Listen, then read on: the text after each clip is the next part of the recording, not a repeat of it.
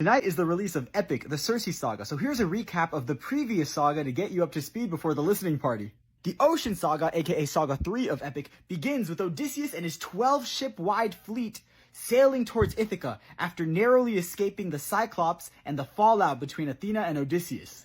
A massive, unearthly storm appears and blocks the path home. Odysseus tries to push through the storm, but the storm is too wild, causing significant damage to the ships. It all looks hopeless, but suddenly, an island floating in the sky passes by the fleet. Odysseus commands everyone to throw harpoons at the island in the sky, using it as a reverse anchor. And so, for a moment, the fleet is safe under the cover of the island in the sky. In Song 11, Luck Runs Out, Odysseus reveals that he thinks the island in the sky is the home of the wind god, and Odysseus intends to ask them for help. However, Eurylochus publicly questions Odysseus and his abilities, planting seeds of doubt in the crew. Odysseus does what he can to defuse the situation. But then Odysseus has a private word with Eurylochus, scolding him for not maintaining a united front.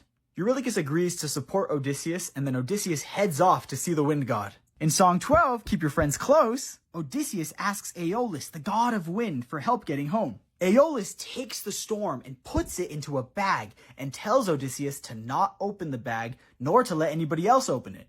And so Odysseus returns to the ship, and the soldiers immediately ask him what's in the bag. But before Odysseus can answer, Aeolus's minions show up and tell the crew that the bag is filled with treasure. Odysseus tries to squash the rumor, but you have to remember, he just came down from a floating island accompanied by these little wind creatures, so the damage was done.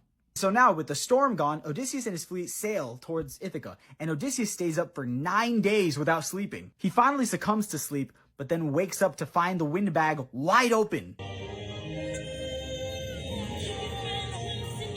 All the winds of the storm burst out of the bag and carry the fleet into the sky. Odysseus asks for Eurylochus' help closing the bag in case they can use the wind for some other event. But by the time they can finally close the wind bag, the fleet lands in the lair of the Lystragonians, aka the grandchildren of Poseidon. Poseidon, god of the sea, reveals himself to Odysseus, and he reveals that the Cyclops from the previous saga that Odysseus and his men blinded is his son.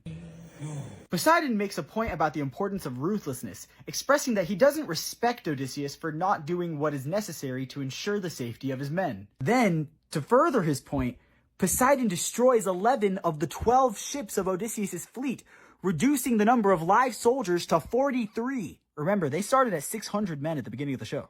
Poseidon asks Odysseus if he has any last words, and Odysseus responds by slashing open the wind bag. The winds of the storm come out again and carry the final ship back into the sky, away from Poseidon. The ship crash lands in front of a mysterious island, and the ocean fog whispers words from Poseidon. Remember me. And so that's the Ocean Saga. The Circe Saga live stream tonight at 11:30 p.m. Eastern.